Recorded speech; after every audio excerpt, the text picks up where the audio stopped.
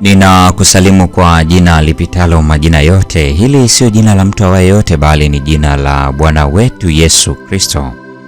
Karibu katika mfululizo wa masomo ya kesha la asubuhi leo, ikiwa ni Machi 17 mwaka 2026. Tuombe. Mtakatifu, mtakatifu, mtakatifu Baba yetu uliye mbinguni, jina lako litukuzwe sana. Tunasema asante kwa ajili ya siku njema ya leo. Tusamehe dhambi zetu, tusafishe na ututakase. Enda nasi tunapojifunza mada hii ya leo katika jina la Yesu, amina. Somo la leo linasema wokovu mkuu kabisa kwa ajili ya wana wa Mungu.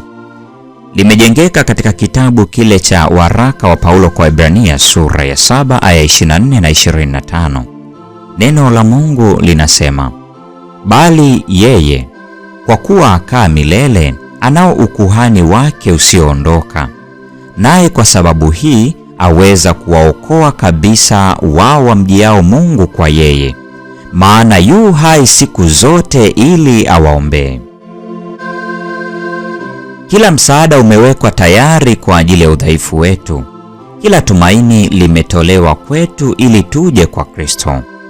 Yesu aliutoa mwili wake uliojeruhiwa ili kununua na kurejesha urithi wa Mungu, ili kumpatia mwanadamu jaribio lingine.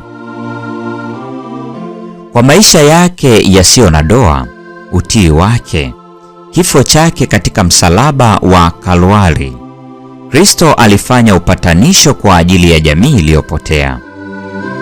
Na sasa si kama mtetezi tu ambapo kapteni wa wokovu wetu anatuombea, bali kama mshindi anayedai ushindi wake. Dhabihu yake ni kamilifu, na kama mtetezi wetu anaitekeleza kazi yake aliyojipatia, akiwa ameshikilia mbele za Mungu chetezo chenye sifa zake zisizo na doa na maombi, maungamo na shukrani za watu wake, yakijawa na harufu nzuri ya haki yake. Haya yanapanda kwa Mungu kama harufu nzuri mno. Dhabihu inapokelewa kikamilifu na msamaha huondoa makosa yote. Yesu aliahidi mwenyewe kuwa mbadala na mdhamini wetu, na hampuuzi mtu yeyote yule ambaye hangeweza kuwaona wanadamu wakiachwa kwenye hatari ya maangamivu ya milele bila kuimwaga nafsi yake hata kufa kwa ajili yao. Anaitazama kwa masikitiko na huruma kila nafsi inayotambua kwamba haiwezi kujiokoa. Hamtazami mwombaji anayetetemeka bila kumwinua, yeye ambaye kupitia upatanisho wake mwenyewe aliitoa kwa ajili ya mwanadamu hazina isiyo na kikomo ya uweza wa kimaadili. Hata kosa kutumia uweza huu kwa niaba yetu. Tunaweza kuzipeleka dhambi na huzuni zetu miguuni pake, kwa maana anatupenda. Kila mwonekano na neno lake hualika ujasiri wetu. Atazitengeneza na kuzifinyanga tabia zetu kulingana na mapenzi yake mwenyewe. Katika mamlaka yote ya Shetani, hakuna uwezo wa kuishinda nafsi moja ambayo kwa imani sahili inajitupa miguuni kwa Kristo. Huwapa nguvu wazimiao, humwongezea nguvu yeye asiyekuwa na uwezo. Isaya 40 aya 29.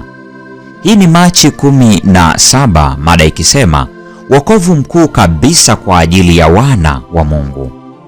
Na huo ndio mwisho wa tafakari ya mada hii siku ya leo.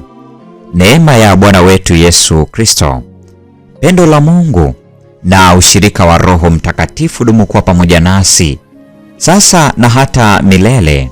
Amina. Salama katika mwamba imara, moyo katika mawimbi na shinda.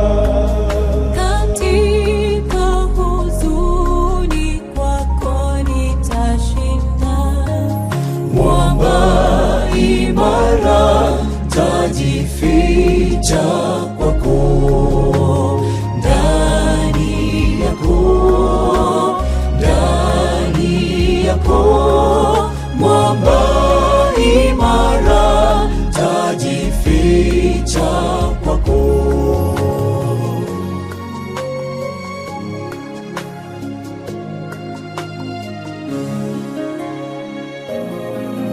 wimbi la mawio, saya upweke, majaribu yanaponi andama,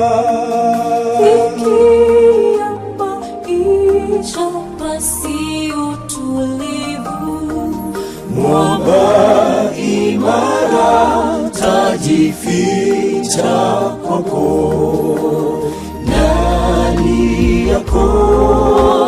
Ndani yako mwamba imara tajificha kwako.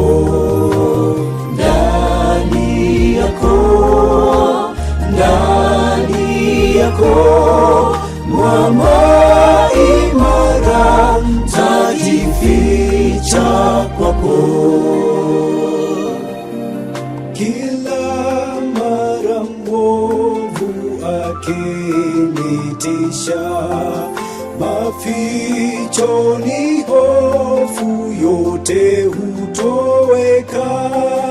changamoto zikivuma na kutisha, Mwamba imara tajificha kwako.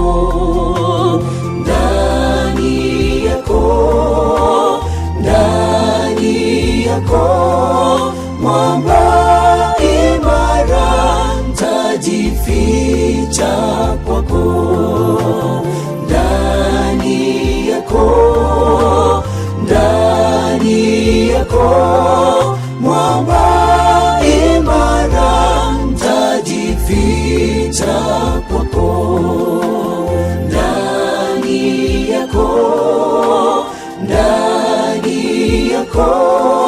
mwamba imara tajificha kwako.